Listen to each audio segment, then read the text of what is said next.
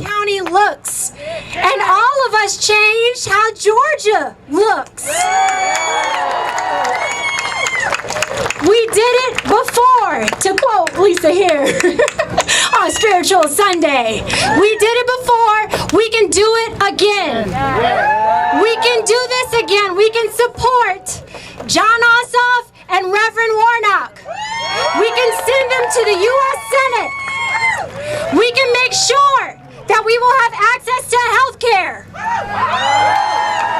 We can make sure that we have access to education. And we can make sure that President-elect Joe Biden and VP Kamala Harris can rely on a functional Senate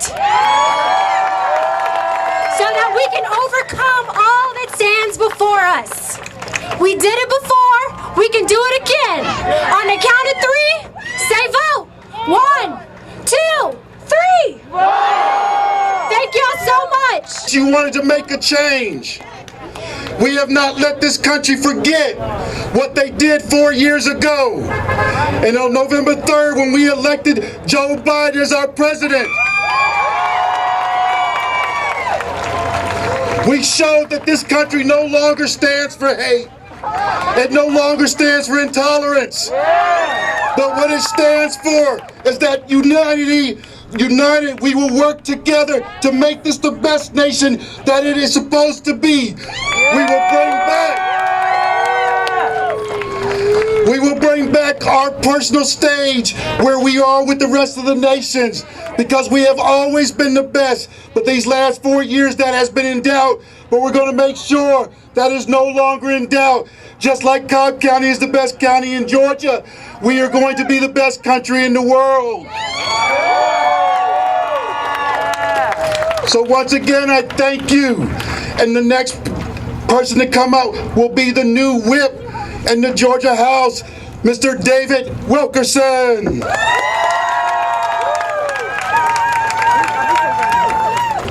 Hello, Cobb County!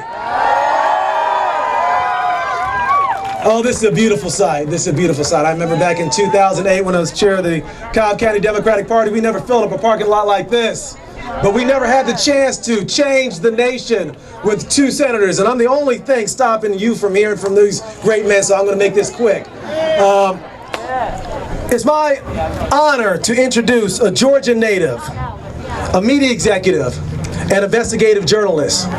At the age of 21, he took over as CEO of a production company called Insight. And under John's leadership, Insight produced investigations of war crimes, corruption, and human rights abuses around the world.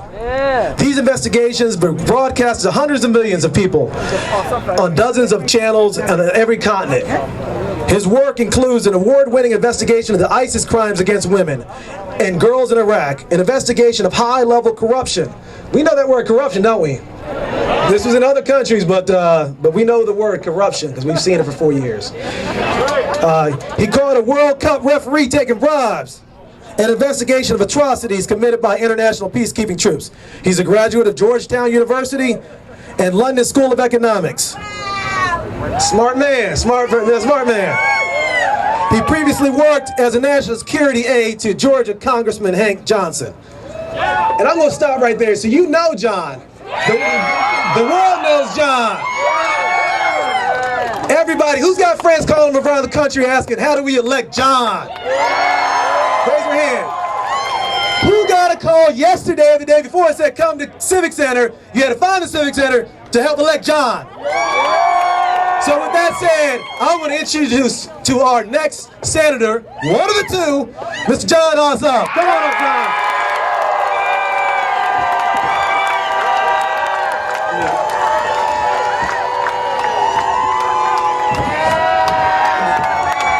What's up?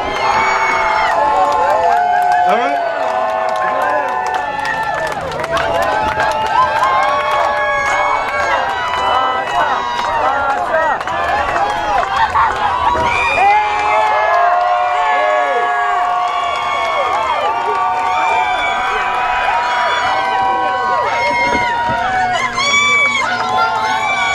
Hey, good afternoon, Marietta. can y'all hear me all the way in the back? Y'all can hear me all the way out there? It's a beautiful afternoon. I'm so grateful to you for being out here. It warms my heart to see so many of you. Thank you, thank you, thank you. Thank you for being here. Thank you so much. Thank you, Marietta. Y'all, if there was any doubt about it, we got the news that made it official just a couple days ago that our President-elect Joe Biden defeated Donald Trump here in Georgia.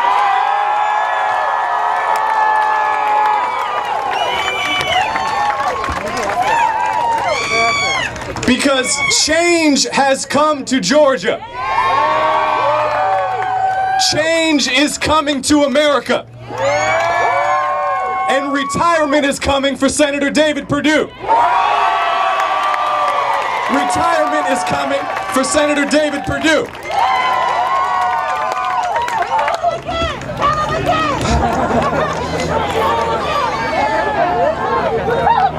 Retirement is coming for Senator David Perdue.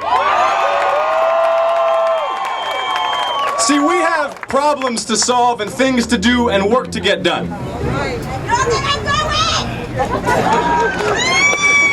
And as the dust settles on this presidential race, we can't lose sight of the fact that we're living at a moment of crisis and a moment of tragedy.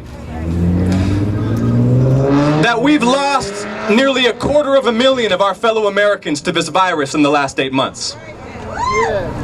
That millions have lost jobs and homes and livelihoods and financial security. We're living at a moment of crisis. And we've been terribly misled this year. It didn't have to be this way. But the nightmare is ending. Trump is leaving. And people who know what they're doing will be making decisions for us.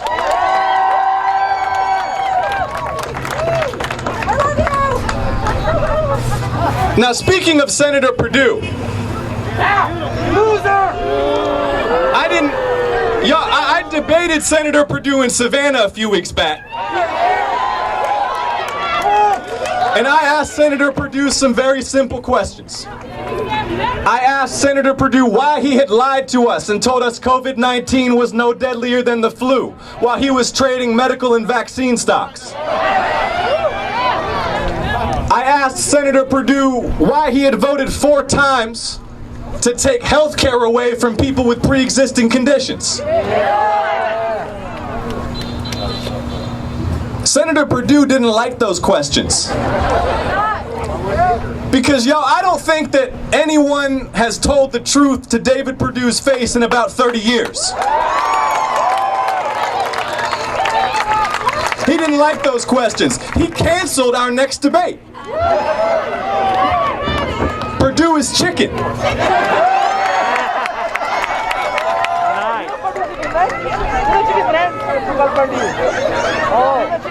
And then last week I challenged David to 3 debates during this runoff. And I just learned about a half hour ago that he is refusing to show up for the Atlanta Press Club debate.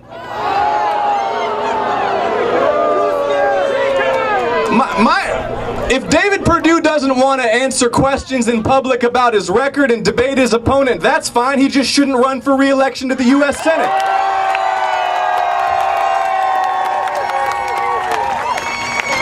Isn't that the bare minimum that we expect from people who serve us? Like, I don't promise to always vote the way everybody wants me to. And y'all shouldn't trust any candidate who does. But what I do promise you is that I'll come out and defend my record in public. I'll answer questions in public. I'll approach the people with an open heart and an open mind and a willingness to change my mind. I'll listen to criticism and scrutiny. I mean, isn't that what public service is all about?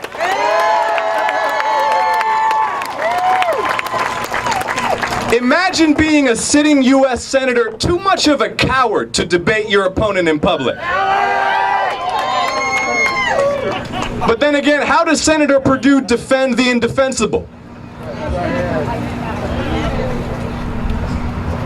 See, actually, we have better things to talk about than David Perdue. Like what happens next? Because like I said, he may not know it yet, but Donald Trump is leaving.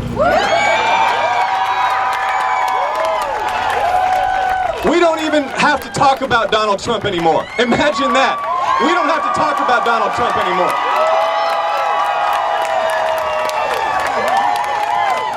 Because I'm tired of talking about Donald Trump.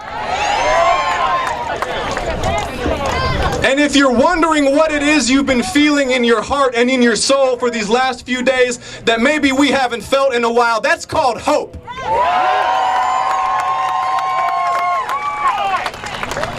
Because now it's up to us to define the next era in American history.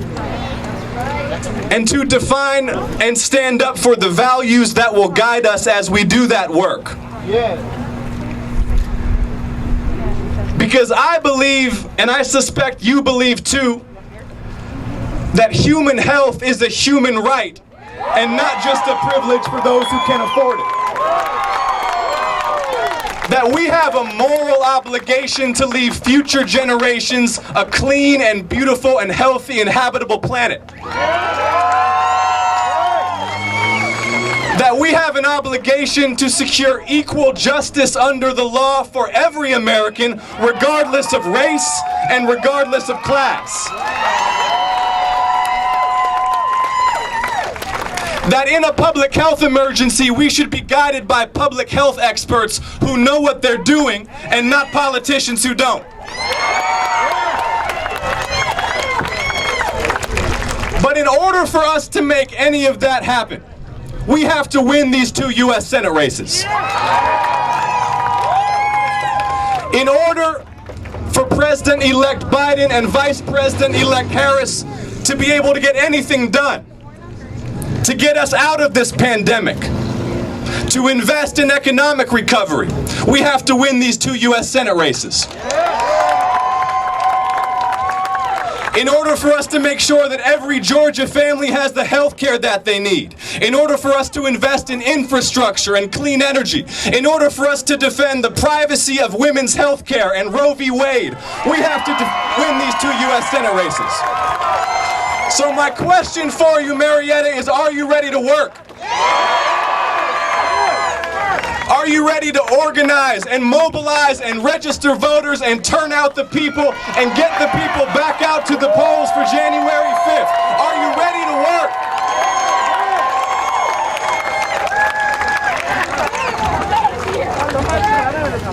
We're ready.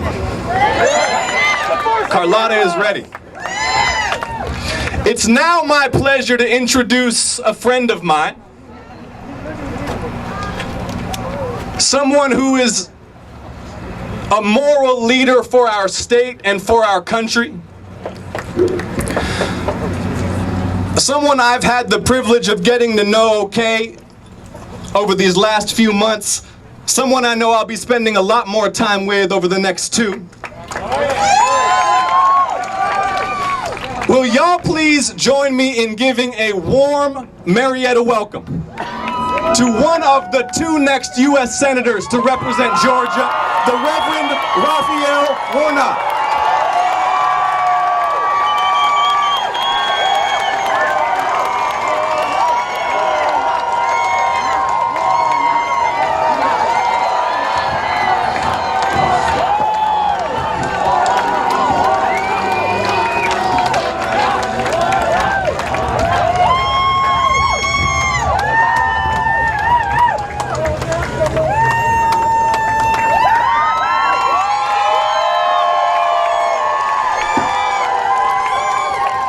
Hello, Marietta, Georgia.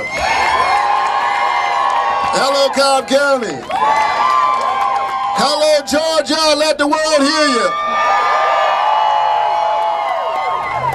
Let's hear it for my brother from another mother, John Ossoff, one of 2 of the next United States Senators from the great state of Georgia.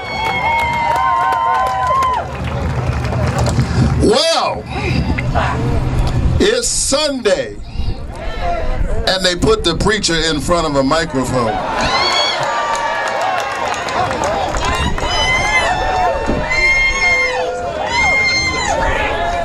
And it's been a long time since I stood in front of my congregation.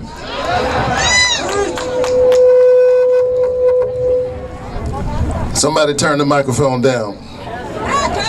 All right. It's great to see you all out here tonight, or it looks like y'all ready for an election. Looks like y'all ready to make history. Looks like you're ready to transform America into the great country that we already are, but we're pushing toward a more perfect union. Are you ready? So listen, God is known by many names, worshipped in many houses. But of one blood God has made all nations to dwell upon the earth, that we might seek after God, who is not far from any one of us. And as I look out on this beautiful crowd, this diverse gathering, red, yellow, brown, black, and white, people of all classes, rich and poor, gay and straight, young and old, this is a glimpse of what God intended for us. This is the dream. Come on, give yourselves a round of applause for being here.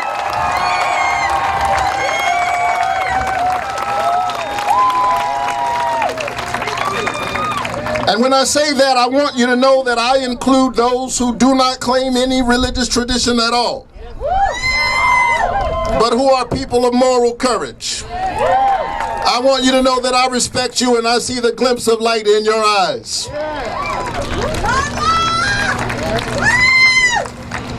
We love you, Reverend. I love you back.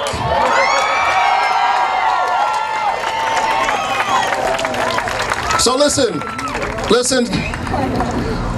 We have important moral work to do. Because there are forces at work in our beloved country tonight who do not know how to lead us, and so they are trying to divide us. Folks who have no vision traffic in division.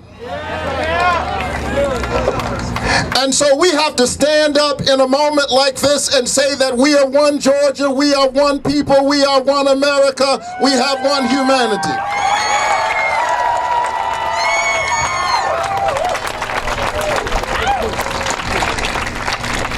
And when you consider the long arc of our history, I am so very proud of my beloved state of Georgia tonight. Because over against the demagogues of hate and bigotry, Georgia is positioned to do a marvelous thing. Send a young Jewish man, the son of immigrants, who sat at the feet of Congressman John Lewis, and a kid who grew up in the public housing projects of Savannah, Georgia. The pastor of Martin Luther King Jr.'s Ebenezer Baptist Church to the United States Senate at the same time. This is what America is about.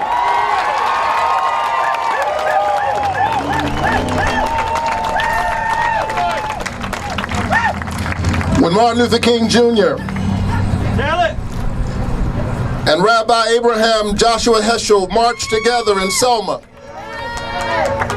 to push us toward a more perfect union, Rabbi Heschel said that when I marched alongside Dr. King, I felt like my legs were praying. That's what we need. We don't just need praying lips, we need praying legs. We need legs that'll keep on marching to freedom. We need legs that will stand up so that we won't simply call people essential workers, we'll pay them an essential wage. Make sure they have essential benefits. We need praying legs. We need folk who will stand up on the right side of history and say that all of God's children deserve equal protection under the law. That's who we are. We are America. We need legs that will march one more time during this runoff so that we can win the future for all of our children. Are you ready?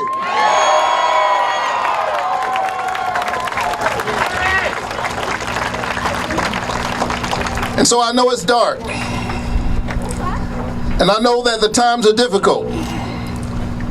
But don't give up. And don't give in to the forces of cynicism and bigotry and division. Never embrace the lie that freedom is a zero-sum commodity. That if you get yours, I lose a bit of mine. No, we are all in this together. And that's why I, as a pastor, I take great umbrage at these so-called RFRA laws, these religious freedom laws that use religion as a weapon rather than a bridge, and suggest fallaciously that somehow if my sisters and brothers in the LGBTQ plus community win their freedom, that somehow that is an affront to my religious freedom. No, it is an affront to my faith wherever I see oppression and injustice, because injustice anywhere is a threat to justice everywhere.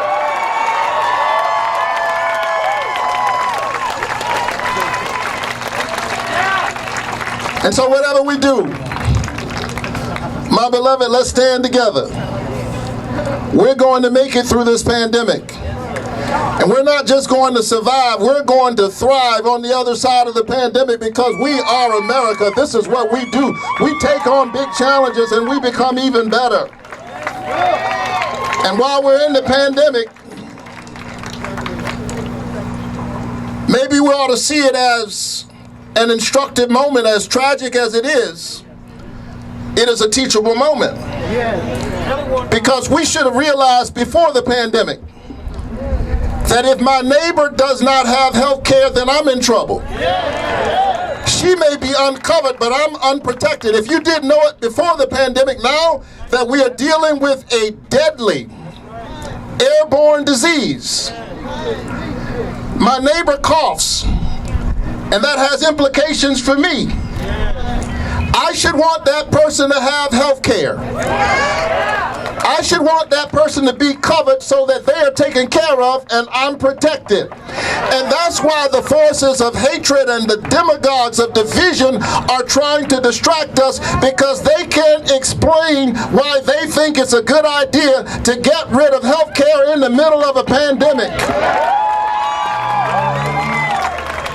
They can't explain why they think it's all right for our neighbors who have pre-existing conditions. 1.8 million Georgians with asthma and diabetes and hypertension and cancer and COVID, for that matter, should no longer be covered. And so they're trying to distract you, and while you're distracted, they are making their way laughing all the way to the bank. And we found out 2 weeks ago that sometimes that bank is in Beijing.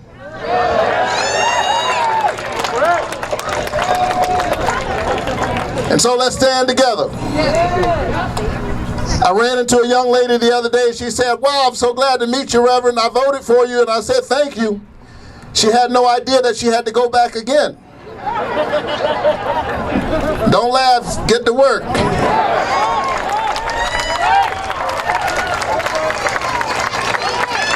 Make sure that that young lady and everybody else knows that I thank you for the vote. John thanks you for your vote. But it doesn't count unless you go back. So make sure you go back. so that we can lift all of us out of this darkness into a new daybreak of freedom and prosperity for this great country.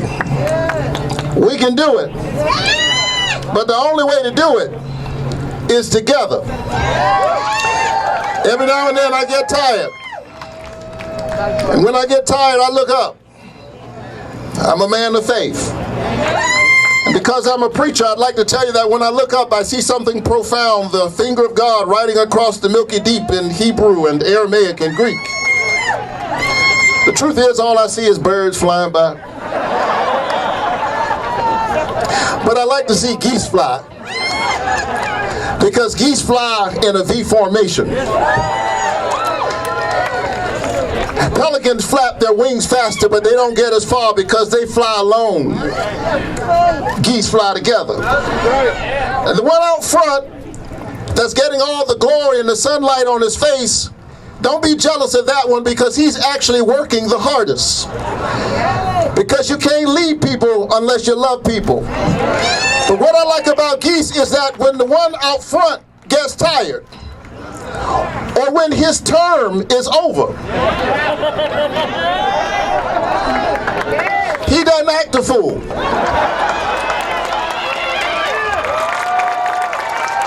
He doesn't create chaos. And when something doesn't go his way, some of the geese don't decide to shut the whole geese government down. He just moves back in the formation, but stays in the formation. And another goose moves into his place. And they keep flying, because geese understand that my individual location is not as important as our collective destination. And so what we need right now is some public servants. They don't have to be brilliant, just have as much sense as a goose.